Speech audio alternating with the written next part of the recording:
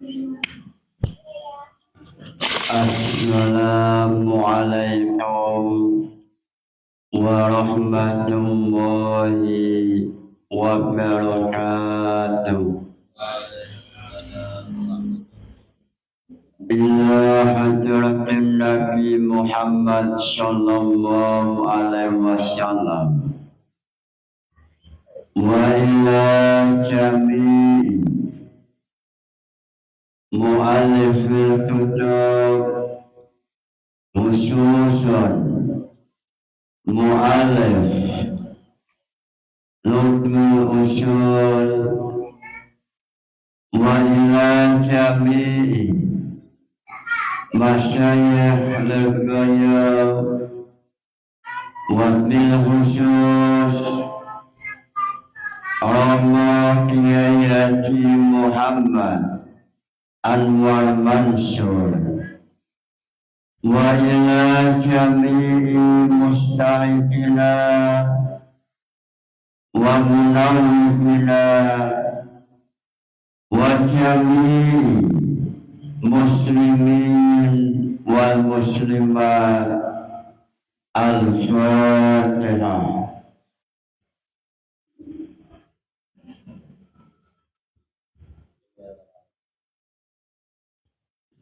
Bismillahirrahmanirrahim. Syai'tada Syai'man raya akhir iqtida'an jasiman fa'ijab dalam kitab Lubul Usul mengatakan mengenai definisi wajib, yaitu hidayatullah al-muta'alliqu bi af'alil mukallafin iqtida'an jasiman fa'ijab. Definisi wajib yaitu hidayatullah, hidayahnya Allah yang menuntut pada suatu pekerjaan dengan tuntutan wajib atau tuntutan yang jasiman, tuntutan yang tegas, maka dinamakan untuk wajib. Lalu yang dimaksud jasiman dalam Ghayatul Usul adalah tidak boleh meninggalkan. Inilah definisi yang ditampilkan dalam Lubul Usul, sehingga dari definisi ini muncul pertanyaan,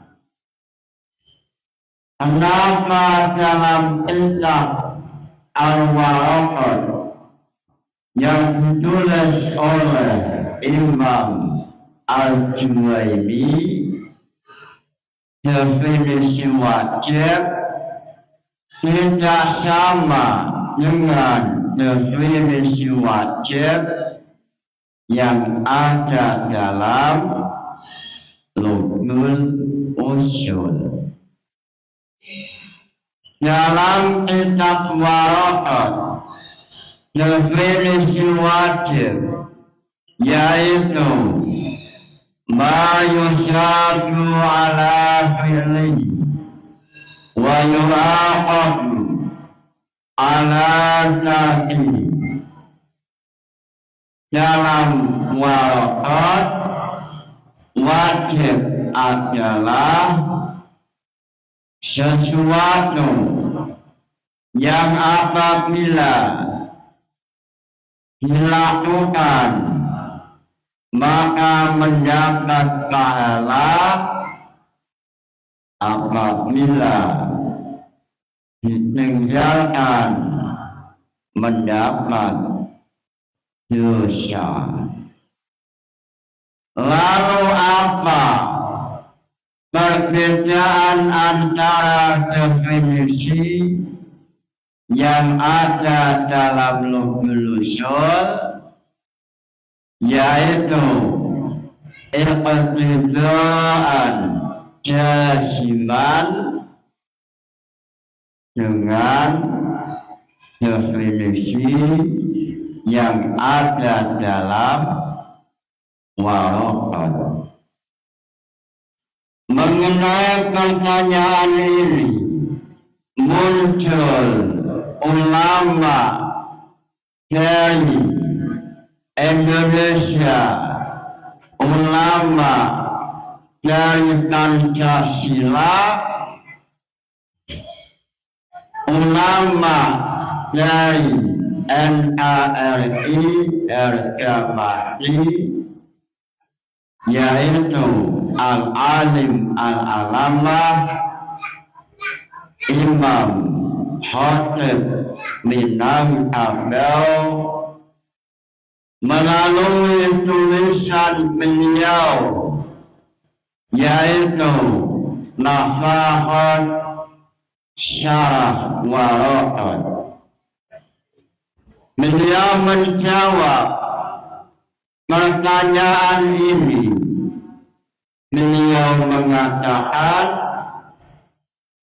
bahwa summa inna hadhihi ta'arifa allati dzakaraha al-musannifu ta'rifatun lil asyari li'anna sawaba wal iqaba min asyaril hukmi wa huwa ta'rifun bi rasmi wa qad yu'arafu bil haddi bi an yuqala fil wajib huwa ma yutlaqu fi'luhu tolakan jasiman. Nafahat halaman 7.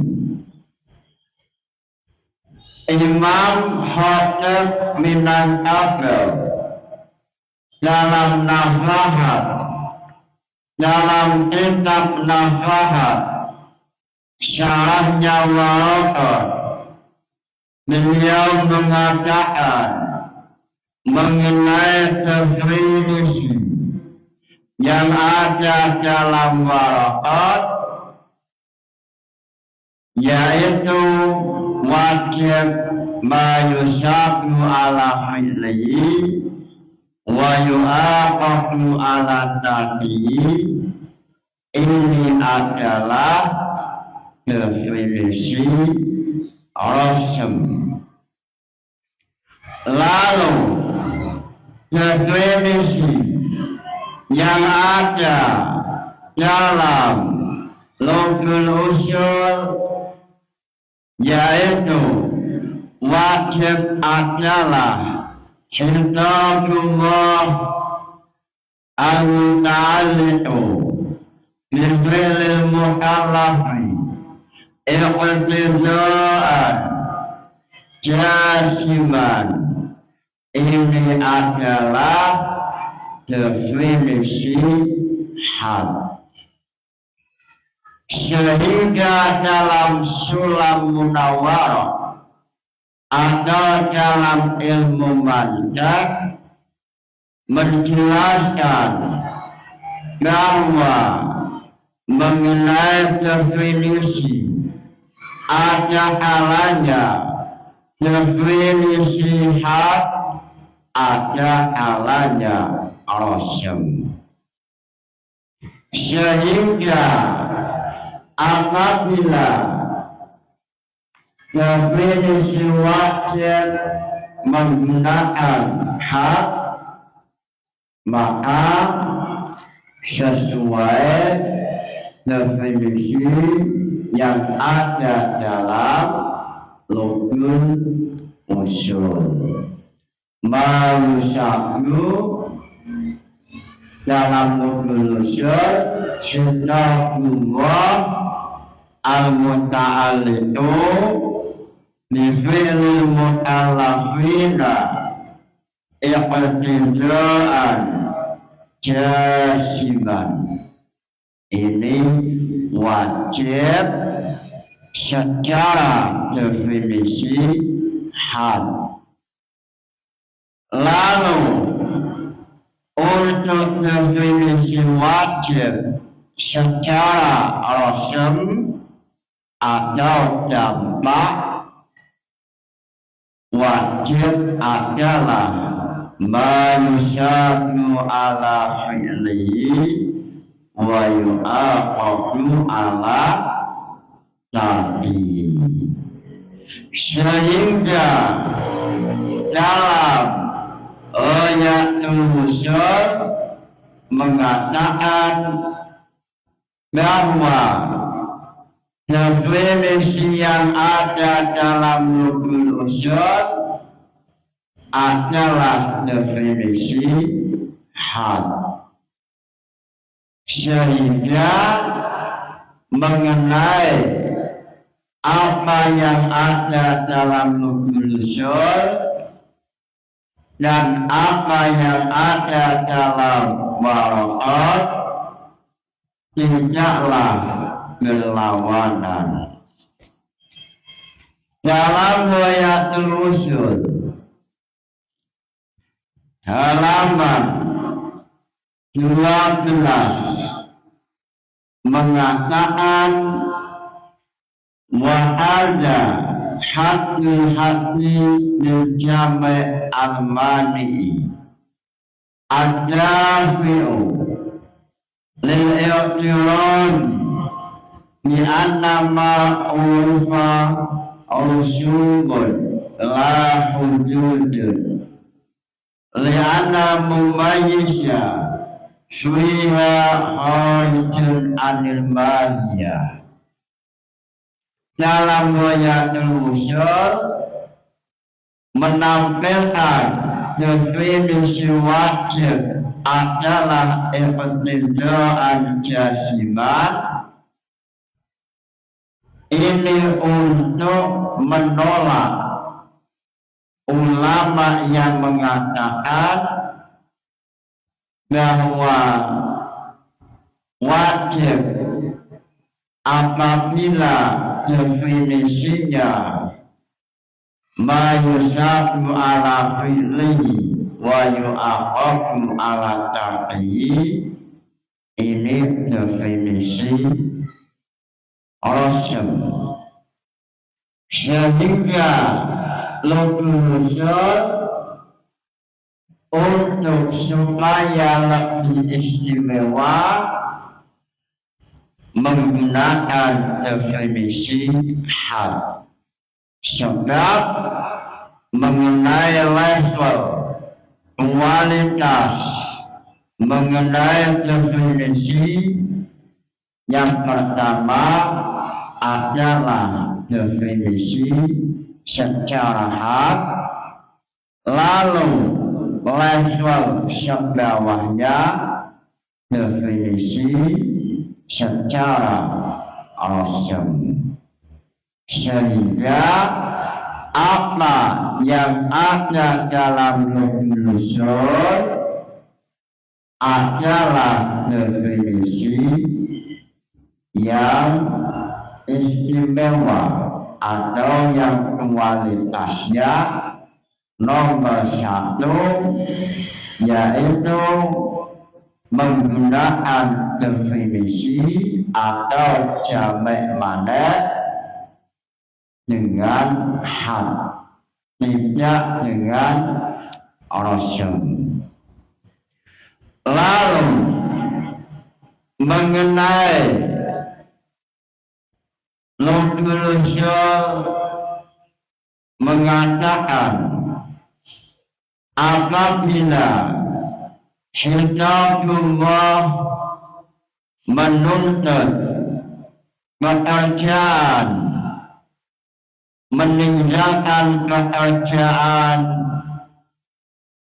dengan tuntutan yang tegas, maka namanya haram. Lalu muncul pertanyaan, apa perbedaan haram dengan makruh tahrim? Apa perbedaan haram dengan makruh tahrim? Lalu apa perbedaan makruh tahrim dengan makruh tanzih? Lalu apa bedanya makruh dengan khilaful aula? Pertanyaan ini semuanya dijawab oleh ulama yang muncul dari merah putih atau ulama Pancasila, yaitu Al-Alim Al-Alamah Imam Khatib Minang Abdul. Beliau mengatakan perbedaan antara haram dan makruh tahrim. Beliau mengatakan dalam Nafahat halaman 20, al-haramu ma sabata nahyuhu bidalilin qat'iyyin la yahtamilu at-ta'wilu wal makruh arahata tahrim ma sabata nahyuhu bidalilin yahtamilu at-ta'wil. Mengenai pertanyaan apa perbedaan antara haram dan makruh tahrim, Imam Al-Alim Al-Alamah Imam Khatib Minang Abdul melalui kitab Nafahat halaman 20, beliau mengatakan al-haram masyabata nahyu bidalilin qat'iyyin la yahtamilu at-ta'wilu. Haram yaitu hidayatullah al-muta'alliqu bi af'alil mukallafin, hidayah Allah yang menuntut manusia untuk meninggalkan pekerjaan dengan dalil qat'i la yahtamilu at-ta'wil. Yang dalil ini tidak menerima untuk ditakwil, sebab makna dalil sudah jelas.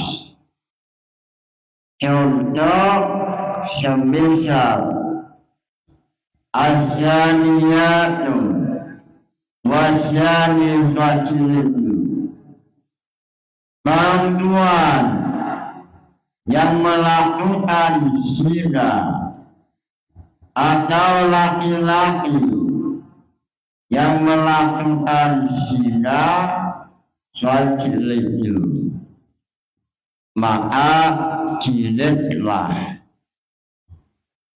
atau lafaz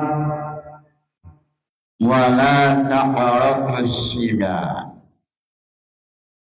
maka meninggalkan zina adalah melakukan zina adalah haram sebab dalilnya sudah jelas layak balu at-ta'wil makna dalil sudah jelas maka perbuatan zina adalah haram. Ini perbedaan haram dengan makruh tahrim. Lalu makruh tahrim masabata nahyuhu bidalilin yahtamilu at-ta'wil. Sedangkan definisi makruh tahrim adalah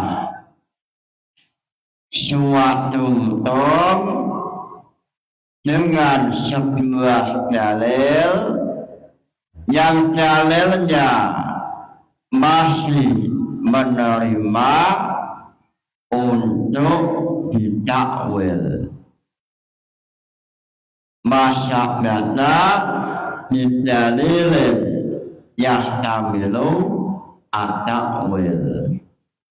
Bidalilin kelawan dalil yahtamilu apa at-ta'wilu ta'wil. Nafahat halaman 20. Inilah perbedaan mengenai haram dan makruh tahrim.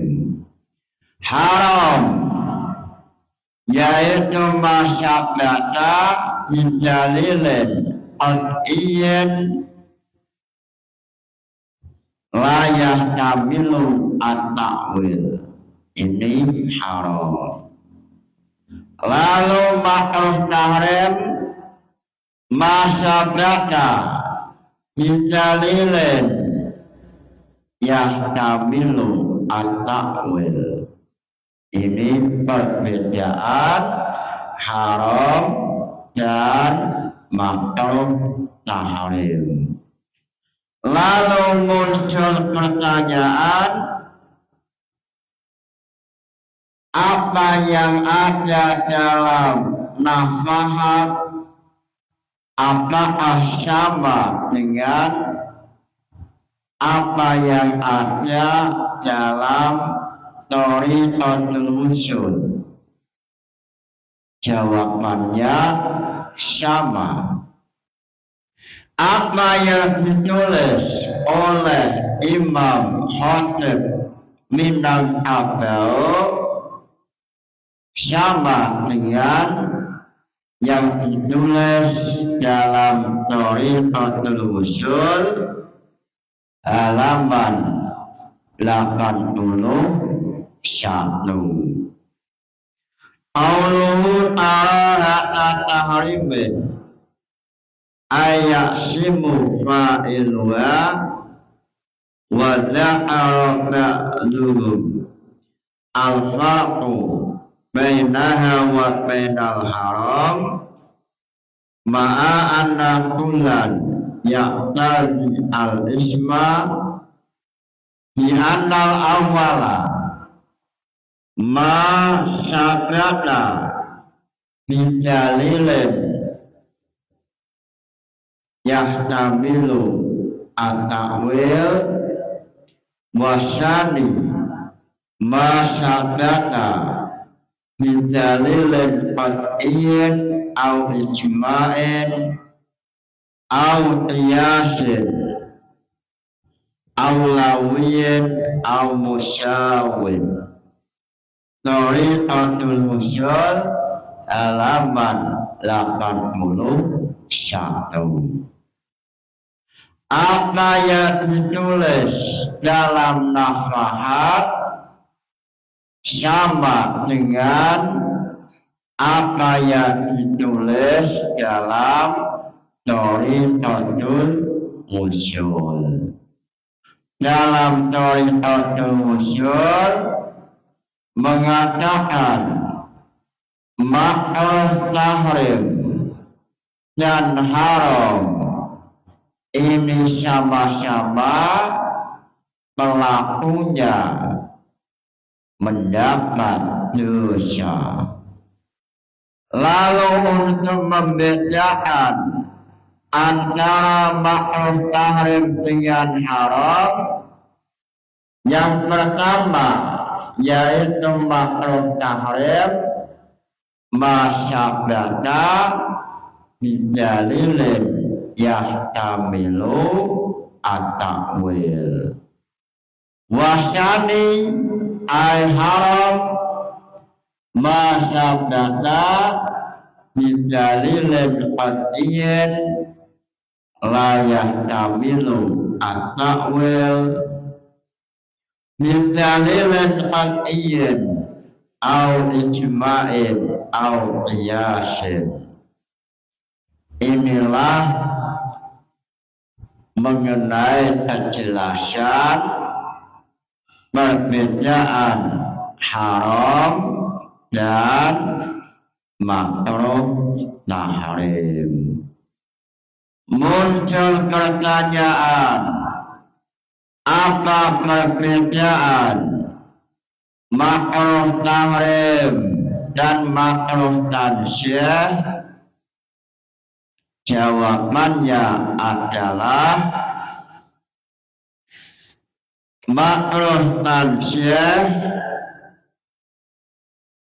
la yu'aqabu ala fi'lihi bihilafi karahatal tahrim fa innahu yu'aqibu ala fi'lihi. Dalam kitab nafahat memunculkan pertanyaan, apa perbedaan makruh tahrim dengan makruh tanzih? Beliau menjawab, makruh tanzih perbedaannya dengan makruh tahrim. Makruh tanzih pelakunya tidak mendapat dosa, sedangkan makruh tahrim pelakunya mendapat dosa. Sesuai dalam nafahat halaman 20. Lalu dalam Bahrul Muhit mengatakan bahwa makruh memiliki makna banyak. Makruh itu ada kalanya memiliki makna haram. Contoh makruh bermakna haram dalam kitab Al-Bahru Al-Muhit juz awal halaman 393 yang ditulis oleh Imam Syafi'i. Beliau mengatakan faslun fil makruhi yutlaqu ala arba'ati umuri ahaduha al-haramu wa minhu qawluhu ta'ala kullu dhalika kana syai'un inda rabbika makruha. Kullu dhalika kana syai'un inda rabbika makruha ay muharraman. Makruh memiliki 4 makna. Yang pertama, makruh maknanya haram. Dalam ayat suci Al-Quran mengenai ayat makruhan, ini maknanya ay haraman. Ayat ini dalam tafsir Ibnu Katsir, Imam Ibnu Katsir mengatakan manusia yang berjalan di atas bumi dengan penuh kesombongan, maka manusia ini dihukumi haram. Lalu dalam ayat suci Al-Quran menggunakan lafaz makruhan. Makruhan ay muharraman. Lafaznya makruh tetapi maknanya haram. Lalu yang kedua, manuhia anhu nahyatan syir wa huwa al-maqsud huna. Lalu ada makruh menggunakan makna makruh tanzih. Lafaznya makruh lalu maknanya makruh tanzih, yaitu layak simu fa'iluha.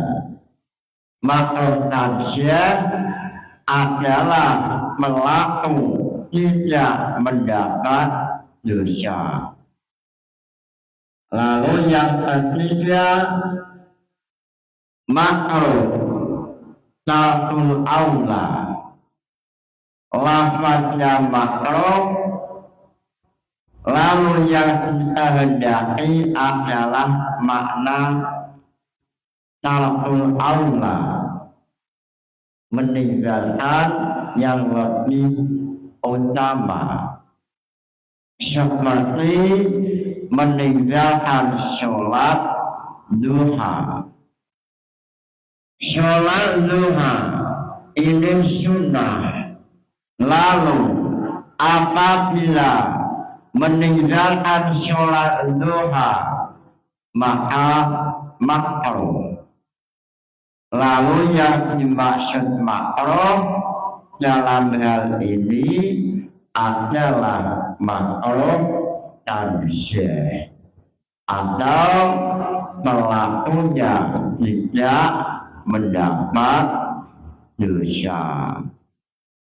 Lalu ada makruh yang memiliki makna tarkul aula. Contohnya sholat duha. Li asyratil fadli fi fi'liya. Sebab melakukan sholat duha memiliki keistimewaan yang banyak sekali. Wa haqa al-imam fi nihayah Anna na'awusul Jumat makruhun ma'a annahu la nahya fihi. Qala wa hadha ilmu jarin fi kulli masnunin syuha al-amru bihi maksudan. Qultu wa yu'ayyidu nasu syafi'i fil ummi ala anna ta'awusul ihrami makrun wa farqa mu'zamul fuqaha'i bainahu wa bainal ladzi qablahu anna ma warada fi nahyun maksudun yuqalu fihi makruhun wa ma la yuqalu fihi khilaful aula. Lalu mengenai meninggalkan mandi Jumatan, ini makruh. Yang dimaksud adalah makruh khilaful aula, makruh yang memiliki makna syar'ul aula, meninggalkan yang lebih utama. Yang lebih utama sebelum mandi, sebelum Jumatan, mandi terlebih dahulu, sebab memiliki banyak keistimewaan, banyak pahalanya. Lalu seandainya syahid sholat Jumat tidak mandi, maka hukumnya makruh. Lalu makruh di sini atau yang dikehendaki adalah tarkul aula, meninggalkan yang lebih utama. Sehingga dalam Bahrul Muhit Imam Syafi'i mengatakan mengenai hal ini, ulama membedakan antara makruh dan khilaful aula. Apabila binahyi maksudin, maka namanya makruh, wa mala yuqalu fi khilaful aula wa la yuqalu makruhun. Wa qala Muhammad bin Hasan syahibu Abi Hanifah bainal harami wal makruh taratan tahrim faqala al makruh taratan tahrim ma syafata tahrimuhu bi ghairi qat'in wal haramu ma syafata bi qat'in. Lalu dalam kitab Bahrul Muhit menampilkan pendapat Imam Muhammad bin Hasan yang mengatakan perbedaan antara makruh tahrim dengan haram. Makruh tahrim masyabata bidalilin yahtamilu takwil atau masyabata tahrimuhu bihairi qad'iyin. Makruh tahrim masyabata bidalilin hairi qad'iyin. suatu dom yang muncul dengan dalil yang dalilnya tidak berupa dalil qat'i. Ini namanya makruh tahrim. Lalu yang namanya haram masabata bi'adiyyin. Lalu arabi'u ma waqa'at asyubhatu fi tahrimi Allah misyab'i wa yasirin nabizi ha'adha adnahu al-syali fil mustasfa min aqsamil arahati wa bisyaraha asyabuna fil furu'i fi aksaril masya'ili al-ijtihadiyati al-mustalafi fi jawaziyah. Lalu ada makruh, lalu yang dimaksud adalah sesuatu itu ada nilai syubhat. As-syubhat fi tahrim, seperti lahmi syab'i, memakan daging hayawan yang syab'i atau hewan yang syab'u. Ini adalah makruh bermakna syubhat, memakan hewan buas, daging hewan buas. Ini makruh bermakna syubhat. Inilah bahasa-bahasa satu lafaz memiliki aneka makna, sehingga Imam Syafi'i mengenai lafaz makruh terkadang memiliki 4 makna. Makruh bermakna haram. Ini yang pertama. Lalu yang kedua, makruh bermakna makruh tansyih. Makruh tansyih yaitu la yaksimu fa'iluha. Lalu yang ketiga, makruh bermakna makruh binahyin maksudin.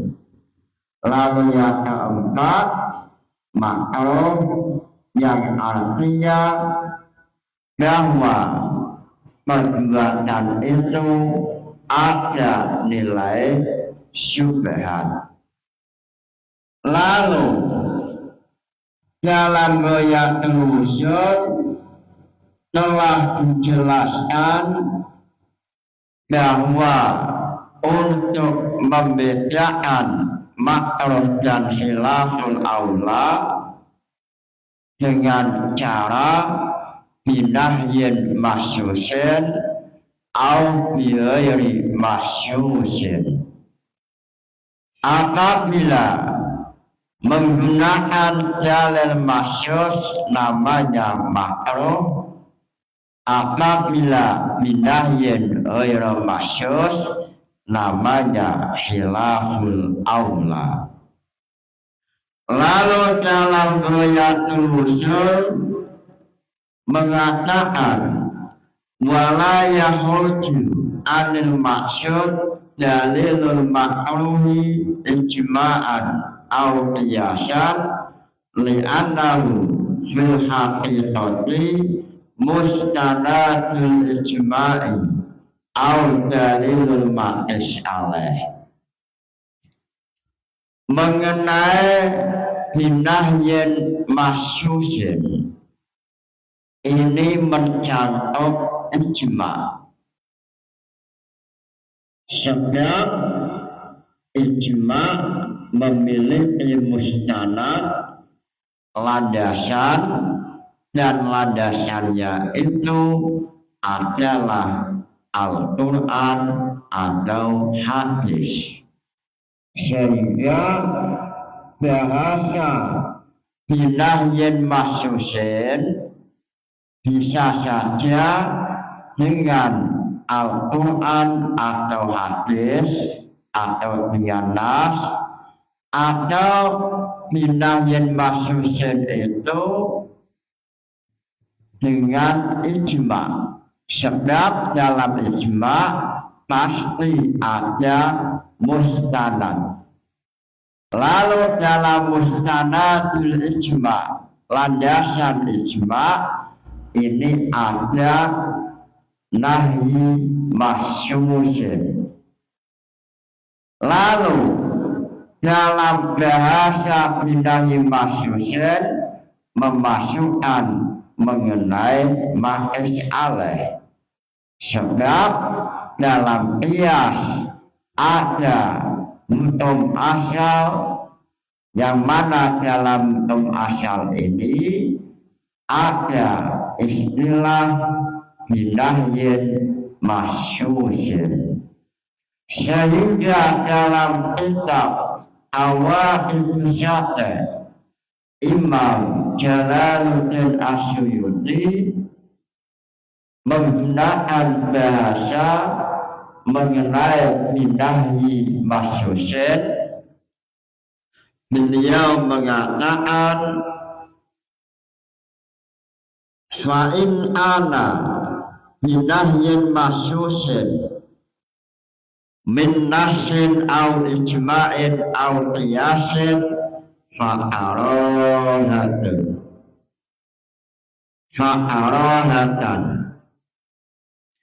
au binahyi mahsusin melinahi antar ilmal-jubi. Dalam Awaqidus Syata Imam Jalaluddin Asyuyuti muncul membawa penjelasan apa yang ada dalam Riyatul Ushul mengenai walayahulju anil maksud dalilul ma'ruf ijma'an aw qiyasan. Ini maksudnya bahwa dalam ma'ruf itu binahyin mahsusin. Lalu lafaz binahyin mahsusin ini bisa berupa nas, berupa Quran, hadis, atau ijma. Kenapa bisa ijma? Sebab setiap ijma memiliki mustanadul ijma. Sehingga dalam mustanadul ijma ada nas al-mansus atau ada binahyin mahsus. Dan juga berlaku pada qiyas. Sebab dalam qiyas ada hukum asal. Dalam hukum asal ada nas. Nasnya bisa saja binahyin mahsusin. Sehingga apa yang dijelaskan oleh Imam Jalaluddin Asyuyuti ini untuk memahamkan bahwa lafaz binahyi mahsusin ini bisa saja berupa Al-Quran atau hadis atau ijma. Sebab dalam ijma yang dimaksud adalah mustanadul ijma atau bisa ma'is'aleh sebab dalam qiyas atau ma'is'aleh ada hukum asal sehingga dalam ghayatul usul mengatakan wala yahuju haraja yahuju bab awal haraja yahuju hurujan wa ma harajan wa huwa harijun minaknya minak syuhah nazaman minak syuhah wa tulu naw'in minhuma ismani wala yauju anil maksud dalilul makruhi ijma'an aw qiyasan li'annahu fil haqiqati mustanadul ijma'i aw dalilul ma'is alaih wa dalika minal maksudi. Mudah-mudahan ngaji ini membawa barokah manfaat. Nawaitu ta'alumal ilmi linaili ridhallah. Al-Fatihah. Wassalamualaikum warahmatullahi wabarakatuh.